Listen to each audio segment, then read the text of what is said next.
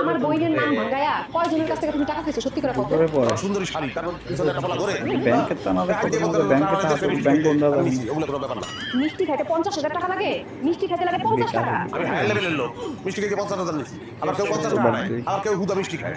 এই সব যে করো মানুষ তোমারে খারাপ কয়। যে আমাদের যা খুশি বাবু বাপে আমার কাছে যায় না, এই কারণে খাই না, আবার খাওয়া আমি জোগাড় করি কিছু কথা বলি মাইতি খাতো দাও দিয়া কত দিব তোরে আমি জানি। কোপা কবি পরে করি তাহলে ঠিক না মায়ের রান্দে দিবা খাই ওই